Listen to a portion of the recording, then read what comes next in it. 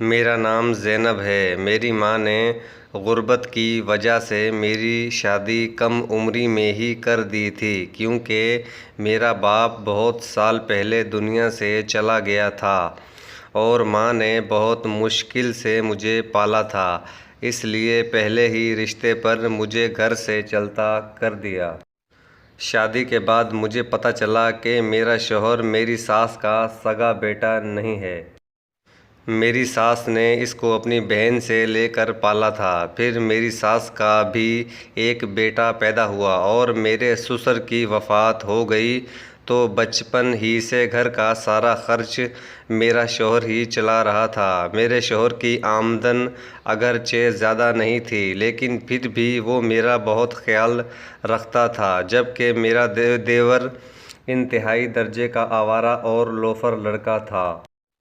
لیکن پھر بھی اپنی ماں کی آنکھ کا تارا تھا، کیونکہ اس کا اپنا خون جو تھا، جبکہ میرا شوہر میری ساس کی نظر میں بس کمانے والی مشین تھا۔ پھر ایک دن میرا شوہر گھر سے کمانے گیا اور شام کو اس کی لاش گھر آ گئی۔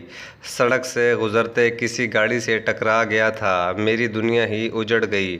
مجھے یوں لگا میرے سر کا آسمان چھن گیا ہے۔ کچھ دنوں بعد جب میرا دماغ کچھ سوچنے سمجھنے کے قابل ہوا تو ساس نے ایک دن کمرے میں بلایا اور کہا کہ تمہارا شوہر تو اب چلا گیا ہے، تمہارا کیا ارادہ ہے؟ میں نے کہا کیا مطلب امی جی؟ کہنے لگی کہ پہلا تمہارا خرچ تمہارا شوہر اٹھاتا تھا، اب تم خود کماؤ گی اور مجھے بھی کھلاؤ گی۔ میں نے حیرانی سے پوچھا کہ میں کیسے کماؤں؟ تو میری ساس نے جواب دیا کہ تمہارا کام کا بندوبست میں کر دوں گی، بس گھر میں ہی بیٹھ کر کمانا ہے، سمجھو۔ میں نے سوچا کہ اب کوئی ٹھکانہ بھی نہیں ہے، جہاں پناہ ملے تو بہتر ہے کچھ نہ کچھ کام دھندا ہی کر لوں، اسی بہانے رہنے کو چھت تو میسر آئے گی نا۔ میری ساس میری سعادت مندی سے بہت خوش ہوئی۔ اگلے دن شام کے وقت میں نہا کر باتھ روم سے باہر نکلی تو گھر کے صحن میں دو مرد بیٹھے تھے، شکل سے جرائم پیشہ اور کپڑوں سے کھاتے پیتے گھر کے لگتے تھے۔ میری ساس ان کی خدمت داری میں مصروف تھی، پھلوں اور جوس سے ان کی تواضع ہو رہی تھی۔ میں سوچ میں پڑ گئی کہ یہ کون اتنے اہم لوگ ہیں۔ میری ساس تو کسی کو مفت میں مری ہوئی مکھی بھی نہ دے، لیکن یہ حیرانگی جلد ہی ختم ہو گئی۔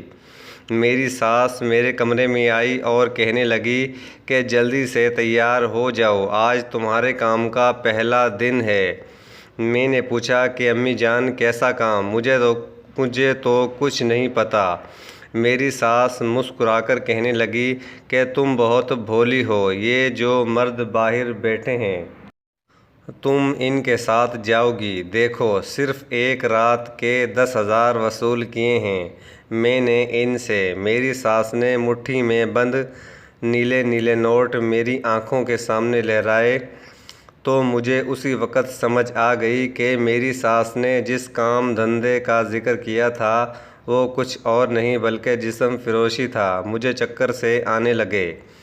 میں نے نفرت سے کہا کہ مجھے نہیں کرنا یہ گندا کام، میں بھوکی رہ لوں گی لیکن اپنا جسم فروخت نہیں کروں گی۔ میری ساس ایک دم طیش میں آ گئی اور مجھے بالوں سے پکڑ کر کہنے لگی کہ دیکھو لڑکی، یہاں رہنا ہے تو میری بات ماننی ہی پڑے گی، ورنہ گھر سے نکال دوں گی اور باہر بھی سب لوگ تمہارا جسم ہی نوچیں گے۔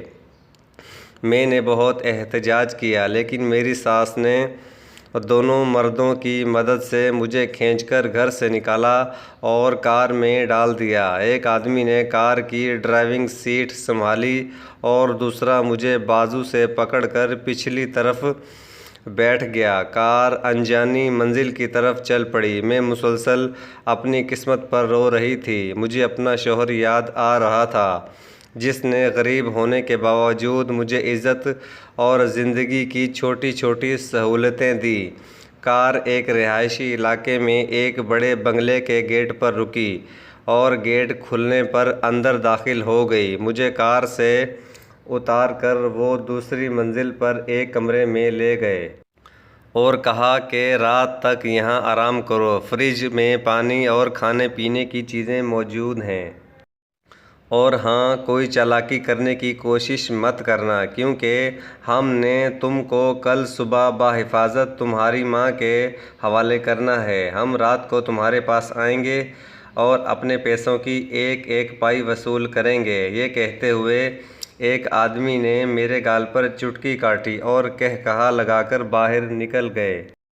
جاتے ہوئے دروازہ باہر سے لاک کر گئے تھے۔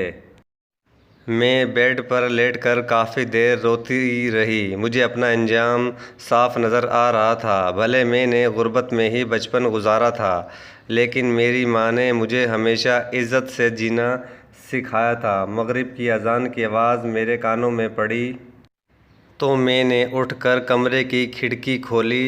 تازہ ہوا اندر آئی تو میرے اندر کی گھٹن کچھ کم ہوئی۔ دیوار سے باہر بہت بڑا درخت تھا، جس کی بڑی بڑی شاخیں کھڑکی تک آئی ہوئی تھیں اور ہوا سے جھوم رہی تھیں۔ میری سوچیں اپنے بچپن میں چلی گئیں، جہاں ہمارے صحن میں بھی ایسا ہی بہت بڑا درخت ہوتا تھا، جس پر سارا دن چڑھ کر میں کھیلتی رہتی، ان شاخوں سے جھولتی اور کئی بار گرتی اور ماں کے منع کرنے کے باوجود پھر سے درخت پر چڑھ جاتی۔ اچانک ایک خیال میرے دماغ میں کودا۔ مجھے لگا کہ یہ درخت میری عزت بچا سکتا ہے۔ میں نے فوراً کھڑکی تک آئی بڑی بڑی شاخوں کا جائزہ لیا۔ یہ آسانی سے میرا وزن برداشت کر سکتی تھیں۔ میں نے ایک مضبوط شاخ کو پکڑا اور اس کے سہارے نیچے لٹک گئی۔ جب میرے پاؤں ایک مضبوط اور موٹی شاخ پر جم گئے تو میں نے دونوں ہاتھ چھوڑ دیے۔ اگلے 5 منٹ میں نیچے سڑک پر کھڑی تھی۔ میں نے آس پاس دیکھا اور ایک طرف کو دوڑ لگا دی۔ تھوڑا ہی آگے گئی، مجھے ٹرین کی پٹڑی نظر آ گئی۔ میں سیدھی چلتی ہوئی پٹڑی پر پہنچ گئی اور ایک انجانی سمت کی طرف چل پڑی۔ اچانک مجھے اپنے پیچھے سے آتی ٹرین کا ہارن سنائی دیا۔ ٹرین ڈرائیور بار بار ہارن دے رہا تھا۔ میں نے فوراً فیصلہ کر لیا کہ زندہ رہی تو قدم قدم پر جسم کے بھوکے درندے میرا گوشت نوچیں گے۔ بار بار مرنے سے بہتر ہے کہ ایک بار ہی مر جاؤں۔ میں چپ چاپ سر جھکا کر چلتی رہی۔ موت لمحہ بہ لمحہ میرے قریب آتی جا رہی تھی۔ اچانک کسی نے میرا بازو پکڑا اور مجھے پٹری سے نیچے کھینچ لیا۔ اسی وقت ٹرین شور مچاتی میرے قریب سے گزر گئی۔ جس شخص نے میرا ہاتھ پکڑ کر مجھے مرنے سے بچایا تھا، وہ آدھے گھنٹے بعد مجھے لے کر قریبی پولیس اسٹیشن بیٹھا تھا۔ میری ساری کہانی سن کر تھانے دار نے کسی کو کال کی تو تھوڑی دیر بعد ایک عورت اور ایک مرد پولیس اسٹیشن پہنچ گئے۔ ضروری کارروائی کے بعد وہ مجھے کار میں بٹھا کر اپنے ساتھ لے گئے۔ یہ میرے جیسے بے سہارا اور معاشرے کی ستائی ہوئی لڑکیوں کے تحفظ کا ایک بہت بڑا ادارہ تھا، جہاں پر مجھے باعزت طریقے سے چھت اور 2 وقت کا کھانا ملنے لگا۔ میں نے اپنی ادھوری تعلیم دوبارہ شروع کی اور کچھ عرصے بعد میں اپنی محنت کے بل بوتے پر اسی ادارے کی سربراہ بن گئی۔ آج میں اپنے جیسی بے سہارا عورتوں کو سہارا دیتی ہوں اور ان کی ہمت بنتی ہوں، اور آپ لوگوں سے گزارش کرتی ہوں کہ حالات کیسے بھی مشکل ہوں، ہمیشہ ان کا مقابلہ کرو، کیونکہ اسی میں انسان کی بہتری ہوتی ہے۔ اور جس شخص نے مجھے ٹرین کے نیچے آنے سے بچایا تھا، آج میں اسی کی بیوی ہوں۔